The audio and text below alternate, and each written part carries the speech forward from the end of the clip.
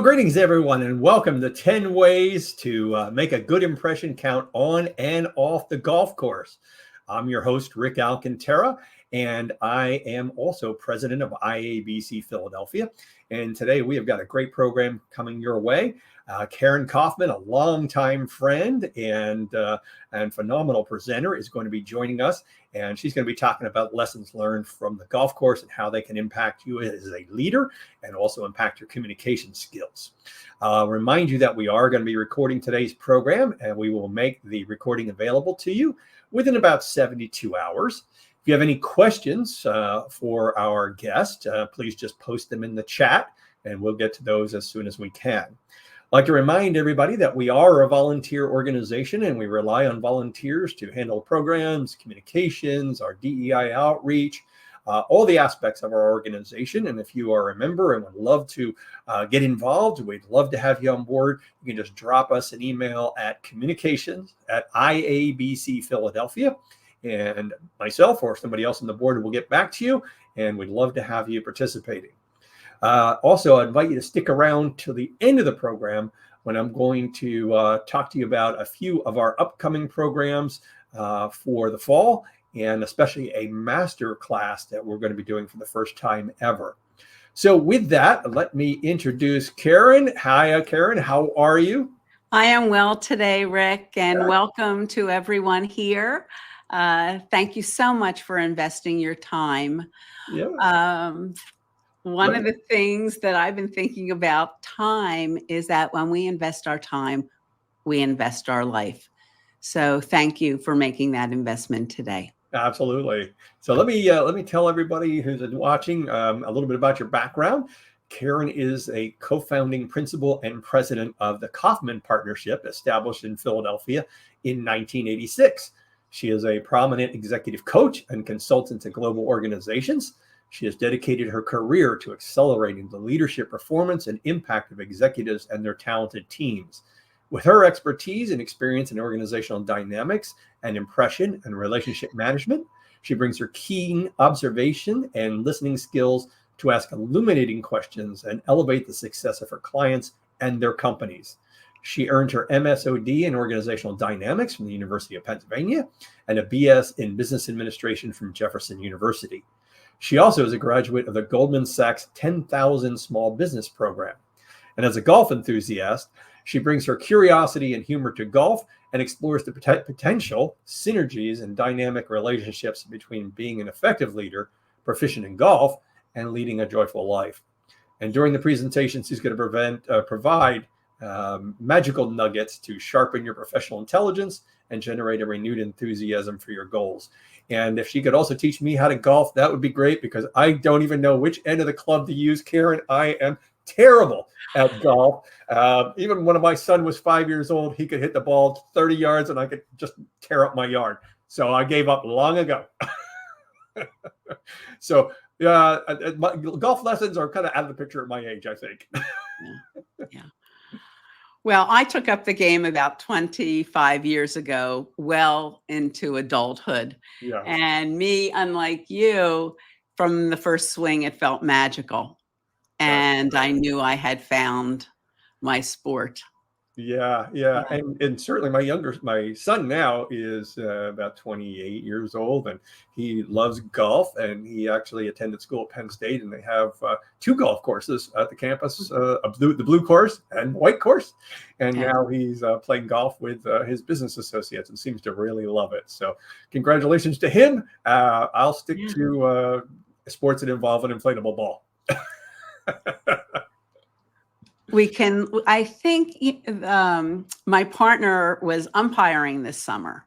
And as I was looking at what's required for umpiring, I thought, you know what? The lens of sports in general is such a great lens to view our lives from, and our behavior from, and our reactions from. So whether it's really golf or other sports, I think there is a lot of overlap.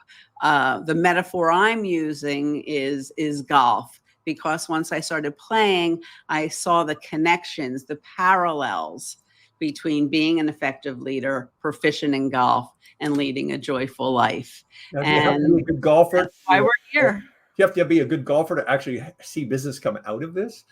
No, but you do need a couple things. You Yeah. do need good etiquette.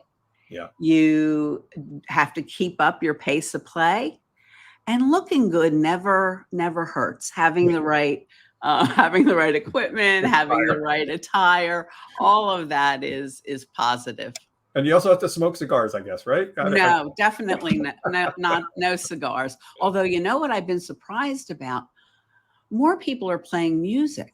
Really? Wow. And the golf course was always thought to be very, a place of quiet, which I still prefer, but Yeah. obviously some others don't.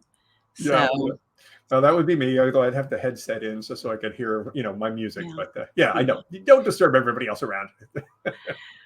So great. So why don't we move to the first slide, and I'll introduce the program today. Sounds good. Let's do that. All right. So obviously, Rick said that today's program is about 10 ways to make a good impression on and off the golf course. I will say that when I created this presentation back in 2021 for the Union League of Philadelphia for their business network, this was just a fun presentation, something to do during the pandemic.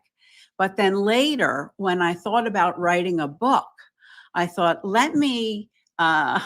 this would continue to be a good lens in which to view leadership through, communication through, and having a joyful life. So here we are a few years later, and I look forward to the book coming out this fall.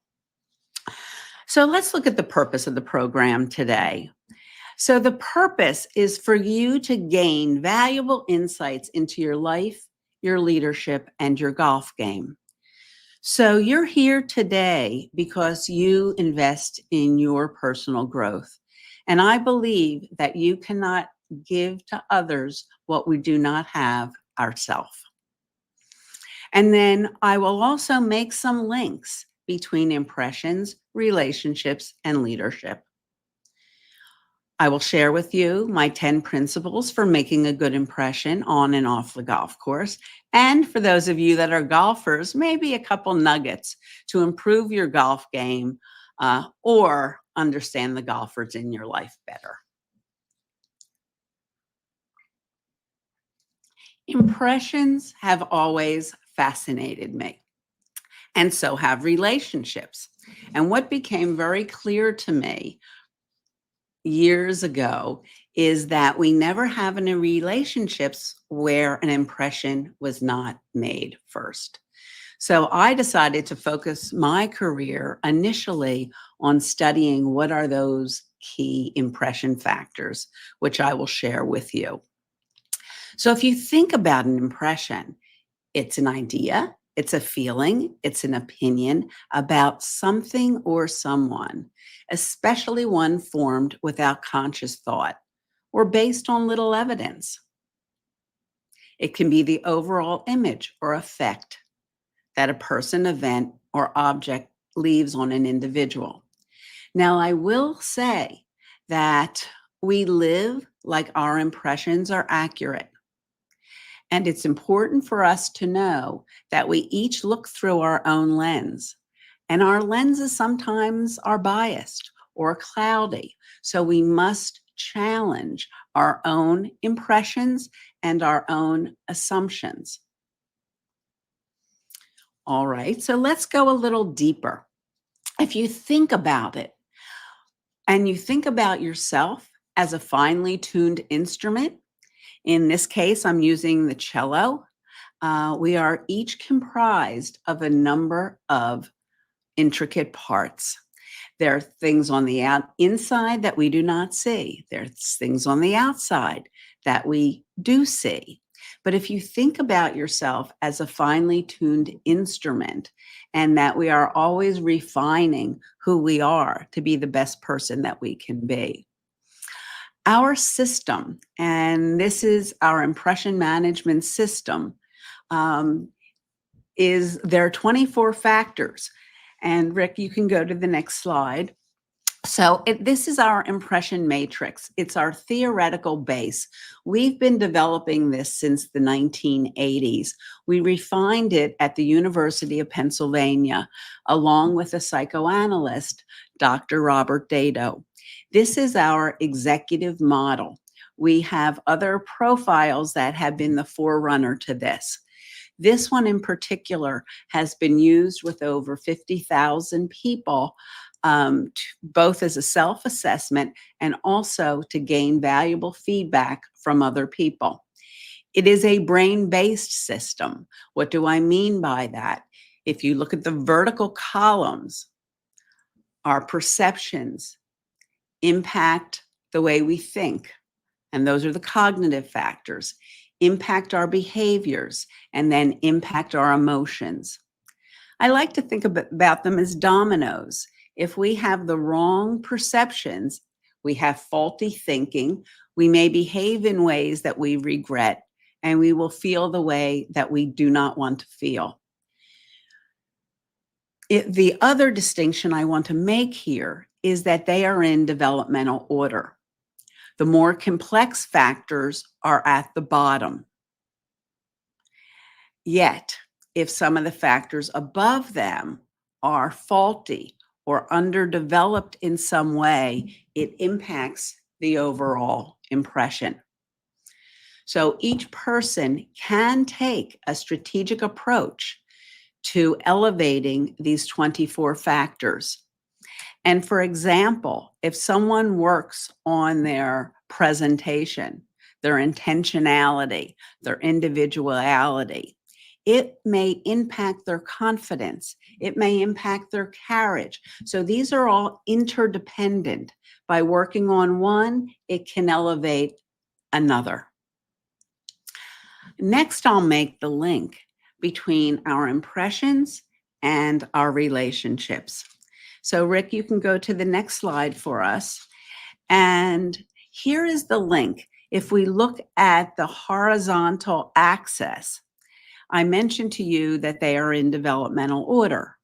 So for example, when you and I go to a networking party or any kind of networking event, we are looking with our own radars about who looks attractive, and it could be a psychological attraction, it could be a physical attraction, it could be because we've learned something about a person. Maybe they were an author, or they're in a company that we'd like to do business with. So there are many things that could have someone be attractive to us. So when we go to a networking event, the more we can listen, the more we can learn, the more we can make certain linkages. So the factors of presentation and carriage and listening and attitudes and speaking and gestures and our sincerity and our compassion all are very important in the initial stages before we can even establish some type of compatibility. And then once we establish compatibility, and this could take, it could be quick, it could take longer, we then move to the factors of trust. And we test trust in different ways. We don't trust or not trust. We test trust. A good example is if we decide to hire a financial advisor. We don't give them all of our resources at one time. We maybe give them some and see how they do. And if we like what they do for us, maybe we'll give them a little more. So all the factors at the bottom relate to trust. So I talk about these things because whether we are in our personal roles, whether we are in our professional roles, whether we are on the golf course, all of these factors are always at play in developing relationships. And given that all of you are experts in communication, you have clients, you have colleagues, you are always about growing yourself and growing others. My intention is by showing you this, you can look at communication, you can look at impressions, you can look at relationships through an additional lens. All right, so now I'm relating this to the 10 principles of making a good impression count on and off the golf course. So I'm going to just give you a moment so that you can look at them, and then I'm going to be going over them one by one.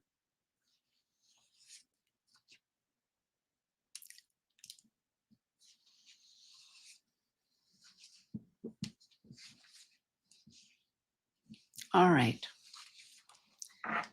Let's go to the first principle. Be accountable for your golf strokes and your own actions. Rick, you can advance this one. Good. So if we think about being accountable for your golf strokes and your own actions, this is all about integrity. It's about honesty. It is so easy to blame other people and other things, but if we live from the place of accountability or responsibility, then the power is with us. And golf is the only game where you monitor yourself. There is no referee. You count your own strokes. You call penalties on yourself. So in that way, golf is unique from any other sport. So if you think about it in life, if we could be accountable for our golf strokes and all of our own actions, we do not live from a place of blaming other people. Number 2, persistence and determination are essential in golf and in life. So if you can see this cartoon, it says hole in 47. So for those that are not golfers, par is either 3 strokes, 4 strokes, or 5 strokes. And here he's at number 47. We have to laugh because a lot can happen on the golf course. I remember when I first started playing, I would have a string of beads next to me. And every time I had a stroke, I would move a bead from one side to another because it's very easy to lose track of your strokes. And in the beginning, it was around 10. And then over time, I got better and better. In fact, the first time I played golf, I counted every stroke and it was 172. Par is generally 72, 71, 73. So you could see I had a sense of humor and I said, I can only get better from here.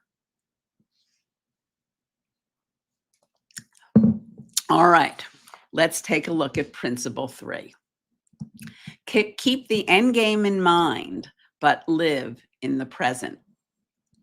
So here she's saying, think beautiful thoughts. So we always want to visualize what our intention is, what we want to have happen. We all know the impact of negative thoughts and how they impact us. And it takes rigor to keep ourselves in a positive mindset and tune our mind. So if we keep the end game in mind, but we live in the present, we live a fuller, richer life. Principle 4, have patience and trust in the process, even in difficult situations. Now, this gentleman is playing with his boss, and the boss says if he makes it, or if he doesn't make it, he'll never promote him. And the golfer is thinking, if I make it, he'll never promote me. So both are thinking opposite thoughts. So we don't know really what's in people's heads. And when we are concerned and try to put ourselves try to make up what we think they're thinking, were usually wrong. One of the most valuable lessons for me in playing golf has been to have patience, because it is a long process. Rick, as you mentioned earlier, you just felt that you didn't have what it takes. For others, even if we do feel a connection to the game, the progress is incremental. It's not it's not quick, and it requires a lot of patience and trust, and to enjoy the process along the way. All right, principle 5. Being a beginner is hard, but we all must start somewhere. The first time, or early in my playing golf, I remember this so clearly. I swung the club and I was on the practice range and missed the ball completely. And then I started looking around to see who else saw me. And I thought, that's interesting. Why are you caring what other people think? So that was a realization that no one cares more about what I'm doing than me. And I have to give myself the space to be a beginner, because otherwise I would never try anything. And especially as an adult, we put additional pressure on ourselves that we need to be perfect. And the sooner we realize that we are all imperfect human beings, all doing the best we can, then it allows us to have greater compassion. Rick, I'm going to stop after principle 5 to see if there's a question that you may have or someone else may have before I go on to principle 6. Sure. No questions in the chat yet, but I do have a couple questions for you. Okay. One or two. How do you recover after you've made a bad first impression? Well, first of all, how do you know you've made a bad first impression? Well, let's just assume somebody mentioned it to Okay. you, or you just know, like, oh man, I blew that interview, or I blew that meeting, or I said something stupid, or or I wore the wrong clothes, or Yeah. whatever. So the first thing that we have to do is have compassion for ourselves, that without mistakes, there's no learning. And then find out, what was it? Was it a lack of preparation? Didn't I ask the right questions, for example, to find out what to wear for a meeting? It does take, and research has shown this, 8 to 10 different experiences to alter an initial impression. But we don't have to do that ourselves. For example, someone else can represent us and wear our t-shirt, for example. We need advocates inside an organization in order to represent us. And sometimes it's acknowledge that we had a bad day, but sometimes people need to change companies. If their reputation has truly been damaged, they may have to change the game in some way. But impressions can be repaired by people having other positive experiences. And we've seen in corporate, mistakes where they make a bad impression or they make a big mistake, it turns into a crisis. There are firms that are just dealing with reputation management, and they also will leverage third parties to kind of advocate for that organization. So maybe they did one thing that was really stupid, but they built up this credibility over years and years and years. Having those advocates certainly helps you in those situations. Yeah. And then something else, when I shared our impression management system with you, sometimes we don't know. Maybe we're seeing it like this big mistake, but maybe others didn't even see it, or maybe it's small. by getting timely feedback in your role on those 24 factors really, really helps, because many of us have an obsolete image of ourselves, and we haven't yet updated internally our conversation. Other people are seeing something different, but we're still the little shy kid, embarrassed when we did the book report. And my old college professor said that everybody has three images. There's the image that you really are, there's the image that you want to be, and then there's the image that people really have of you. So you've got to kind of manage all three of those. Very smart. And look, and you remembered that years later. See, that's why these are called soft skills. Yeah. Right? I mean, there's impressions are malleable, both in terms of ourselves and with other people. And we cannot learn enough about who we are and about others in order to have the kind of impact that we want to have. Definitely. And a lot of the folks who are on the call are going to see this video are in the role of kind of helping their senior leaders, in their communications and helping them with their reputation and making a good impression. So how can a communicator coach their senior leader to make a better impression on customers, prospects, employees, whoever is important to that organization? Well, first they have to have the rapport and the understanding that that person is open to coaching, that does want to see what they're seeing. Because if people aren't willing, they're not ready, and they're not able, they're not going to learn. So that's why when I showed the factors that are most important to trust, there needs to be that trust.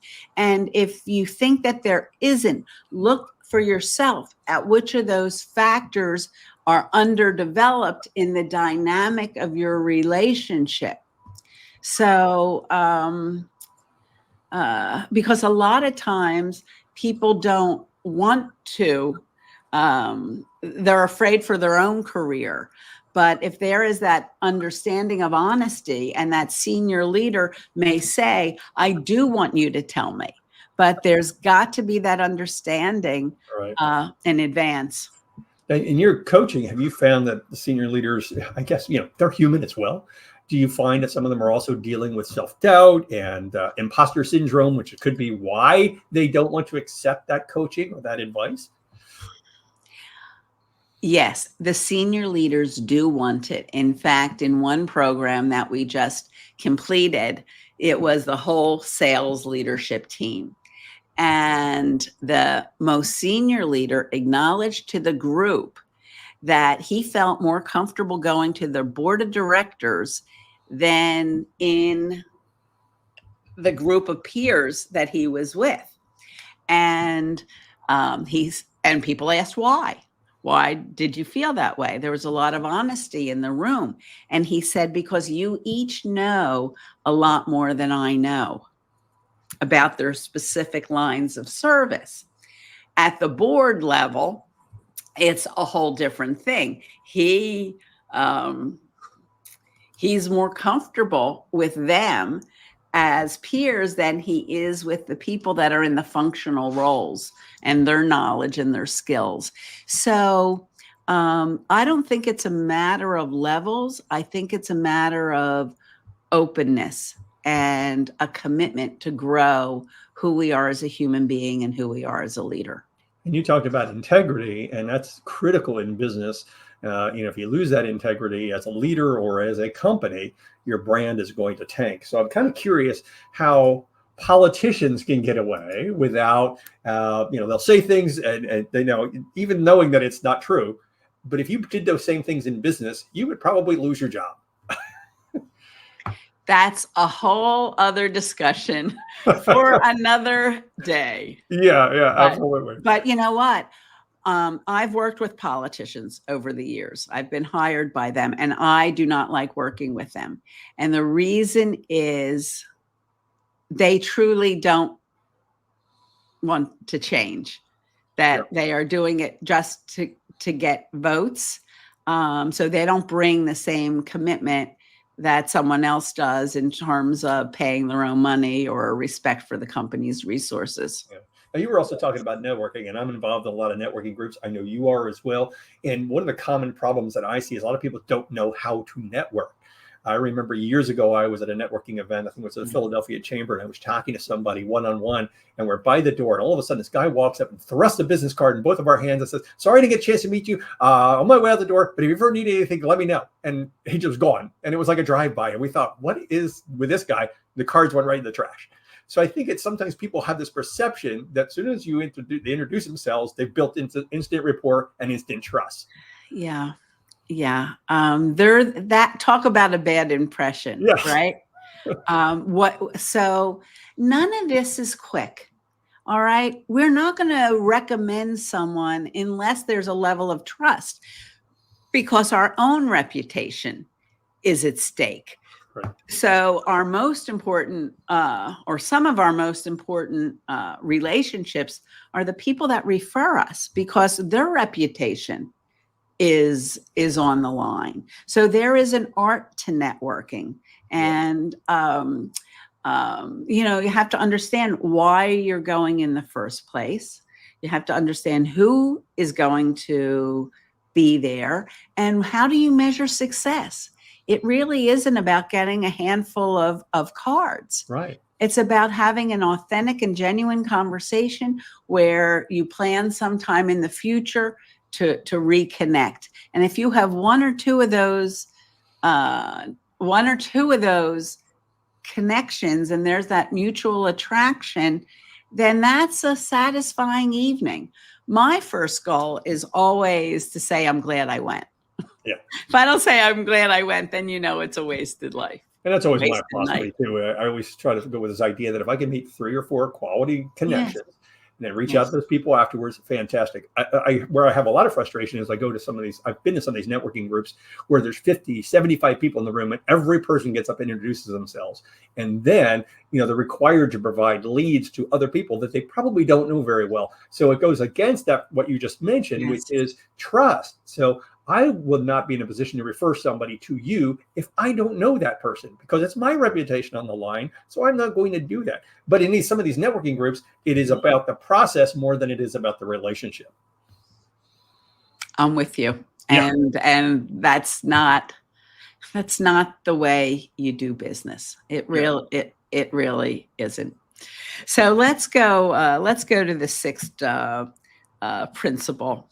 All right. So we can get that back up here. All right. So the 6th principle is, don't count yourself out of a golf hole or an opportunity. So this speaks to our perseverance, and it's our perseverance through our challenges. I always would interview better golfers than me. And I said to one person, what did you learn this year about golf that's really helped you? And he said, don't count yourself out of a golf hole. Because sometimes you'll write it off. It's a bad hole. I'll wait until another one. But you could have one good shot, and it brings you and puts you back in the game. And that happens often. And then if you even think about it in life, don't count yourself out of a golf hole or life's opportunity. We never know where opportunities are going to show up. So we always want to be prepared. It can even happen riding on a train. I decided to put myself in first class a number of years ago. I met someone. She had an urgent need. I had a proven product. And obviously, she felt I was a trusted provider. And we ended up doing business together. So we always have to be prepared and outwardly focused, because we never know when we are going to meet someone that turns out to be a great friend or business colleague or golf partner. Principle 7, don't compare yourself to others. Focus on your own game. This is so difficult because when we compare ourselves to others, we rob ourselves of the present, and we always make ourselves less than that. And to stay focused on our own game, to keep the end game in mind is so important.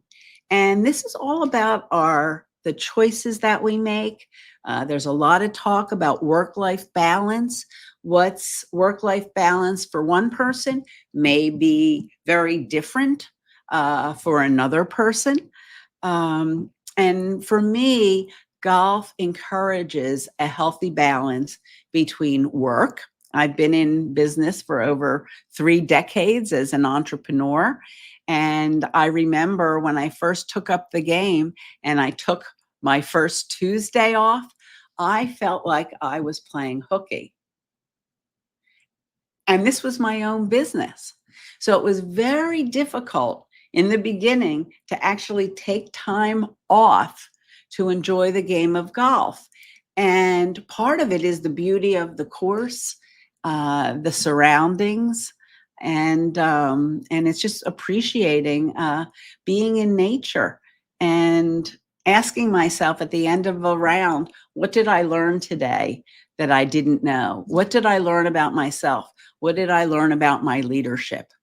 So don't compare yourself to others, but do focus on your own game. And then principle 8 is matches are won by one stroke. They all count. This was startling to me, that one putt, one errant drive, one missed sand shot could mean the difference between winning and losing. In fact, I was defending champion at my club with in the Better Ball of Partners match this past Saturday. And we were back and forth. My partner, Linda, and I were up, and then we were down, and then we were up, and then we were tied, and then we were up, and then we were down, and then we were tied.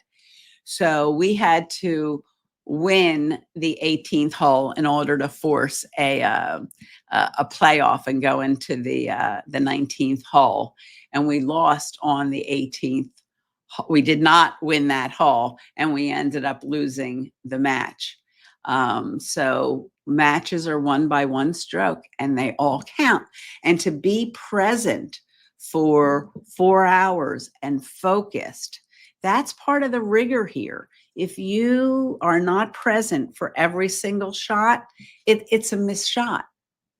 And it is hard to focus. And if you think about anything that we want to be good at in life, it takes that discipline. It takes that focus in order to hone our craft. Principle 9. Through skill, practice, and experience, you gain confidence. In our programs, we talk about confidence a lot because people are always seeking confidence more than any other skill. And confidence exists in the conversations we have about ourselves. So it's really, it's a feeling. And if we want to increase our confidence, we have to ask ourselves, do I need more knowledge? Do I need more skill? Do I need both? Or do I just need more practice? And so it's to dissect confidence, because confidence exists in different domains of action. It doesn't exist in every area, because there are areas that we are all confident in, or each confident in, and then there's areas that we aren't. And to distinguish that so that we could work on it allows us to develop our confidence. Principle 10, win and lose graciously, off and on the course.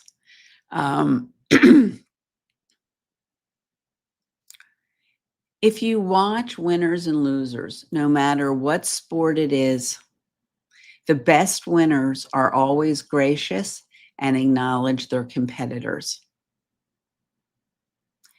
So it is learning that when we lose, like I had a great time losing I had a great time on Saturday playing the match with great people, and I didn't win. It doesn't say anything else about me. If you don't put yourself in the game, that's what's important, that I'm willing to play the game. And our handicap doesn't even matter, because the handicap system is such that it can make golfers at all different levels even, because the people that have a higher handicap, they get additional strokes. And that makes it even. So really anyone can win. For those of you that have golfers in your life and maybe you don't play, in my survey that I did to 100 people, and I refer to this in the book, my biggest surprise was that golfers love to talk about their game. They love to talk about every single shot. And to those that are not golfers, it can be very, very boring. And one thing that you can do to stop them from going on and on and on is maybe to pause and ask them a question. So the question might be, well, what did you learn when you played that hole? Or what did you see about yourself? Or how does that relate to other areas in your life? Because the golf course is really the golf course of life. Lessons we learn on the course, we take off the course, and vice versa. So those are the 10 principles.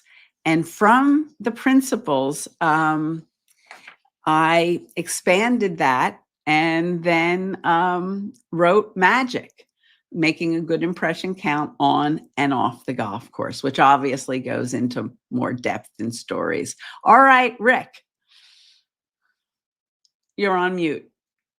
Sorry about that. It's my own broadcast, and I can't Now, hey, turn the look, microphone on. we're all imperfect human beings. My confidence just went out the window. No, hey. So if you have any questions for Karen, just put them in the post or in the chat. We'll get to those as quickly as possible.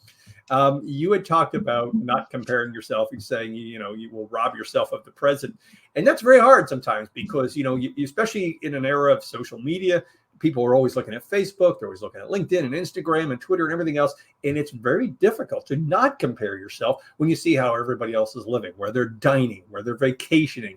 They won this award, they wrote that book. It's very difficult for a lot of folks to deal with that. And as communicators, we're not immune to that either. No. And when we put ourselves out there, we risk something, don't we? Yeah.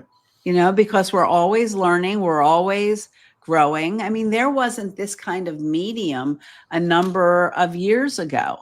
And no one likes themselves when they see themselves on video. I work with people on their public speaking. Very few people say, oh, I love my voice. So we are always dealing with our self-perceptions. But as you know, on social media, people select what they want to show. They don't show everything, right? It's selective.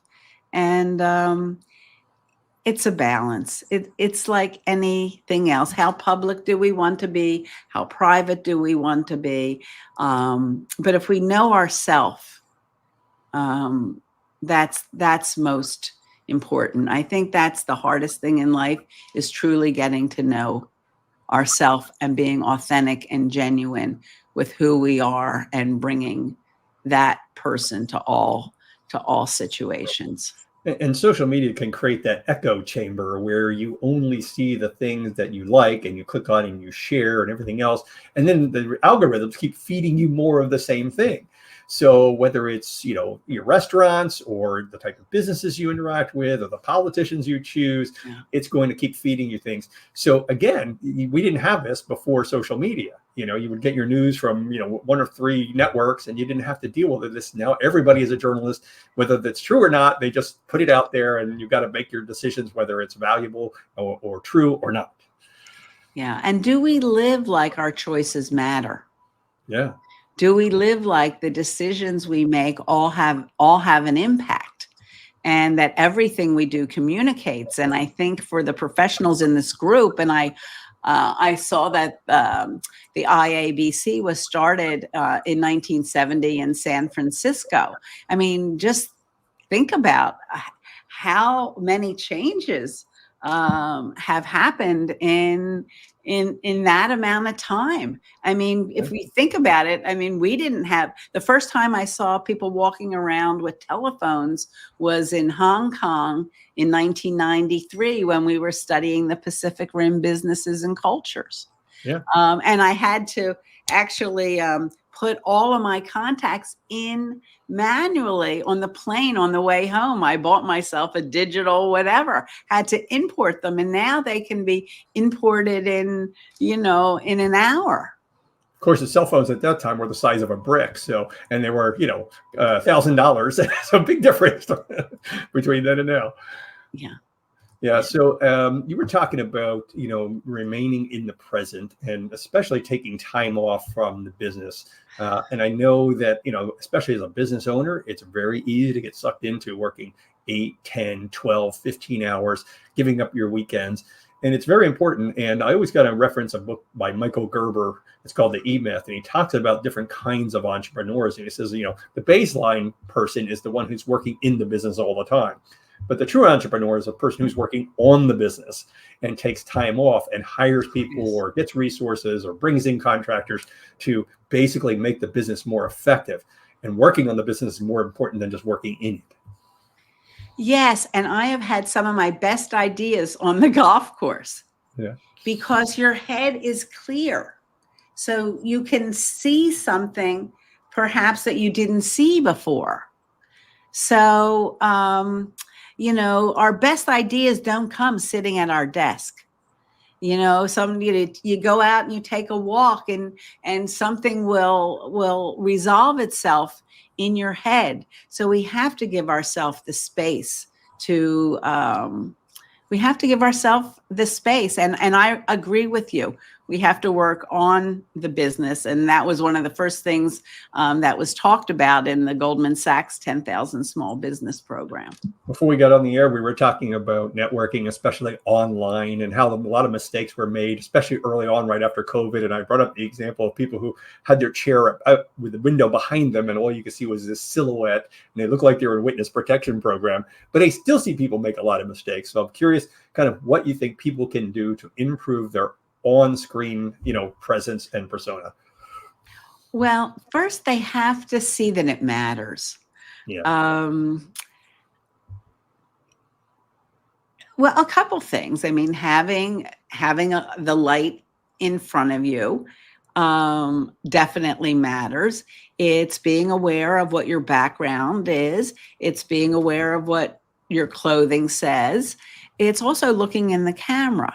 And the tendency is to look at the screen because we want to be talking to people.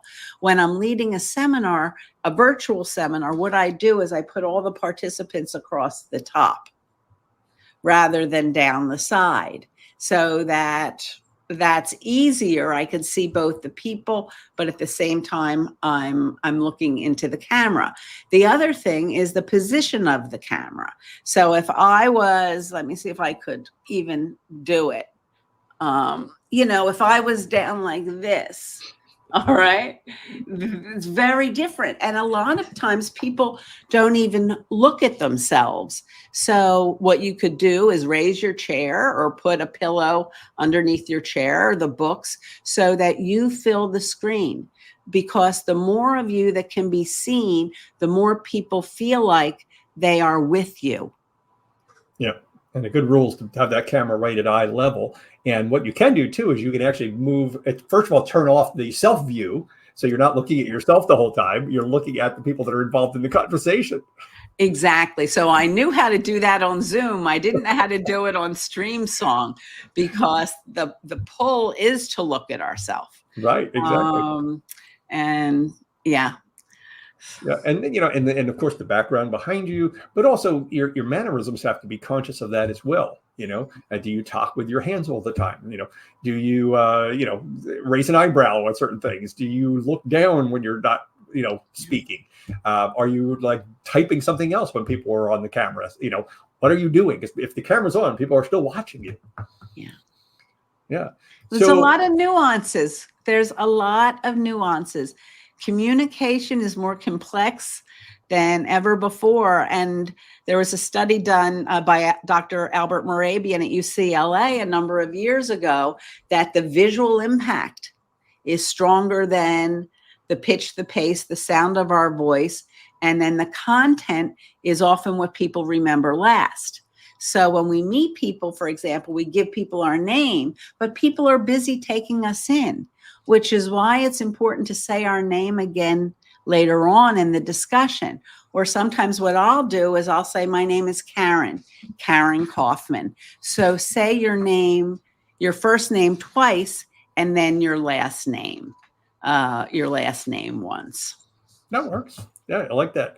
And the other thing I wanted to ask you too was, when we're talking about, kind of building trust, how can you do that, especially if somebody's lying about their golf score? Well, then, you may not want to do business with right. them. I mean, that's what I'm saying. Where can you truly learn about someone in 4 hours? Right. And there's a lot we know about people's emotional stability, their ability to deal with upsets, their composure under pressure, whether they like to have fun, how intense they are. There's so many things that you can learn about someone playing a round of golf. Yeah, well, I guess I got to get out there and try it. Karen, this has been fantastic. I really enjoy your thoughts and your ideas, and I'm looking forward to getting this video out there so people can see it. I want to take a minute here just to introduce some of the upcoming programs. So stick around, and I want to let people know how to reach you if they have some more questions.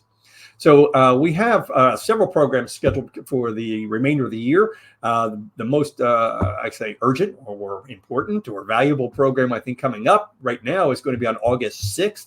IABC Philadelphia is going to be conducting its first masterclass ever. And this is going to be a program on advanced prompt writing for communications professionals.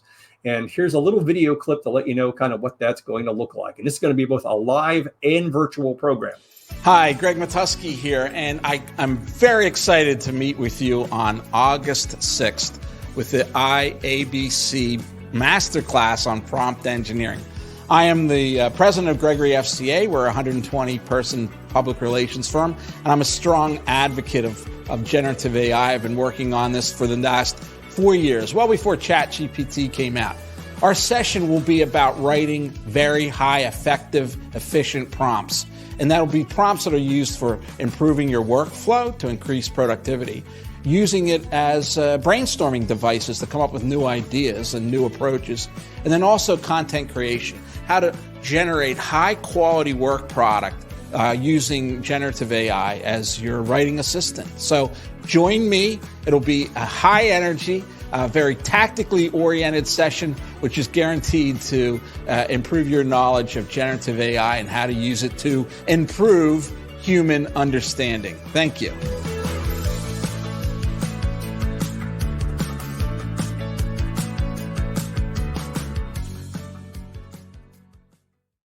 And again, that program is going to be live and virtual. The live event will be taking place in Ardmore, Pennsylvania on August 6th between 10 and noon, and also virtual. So all of the details related to that program on our website, iabcphiladelphia.org.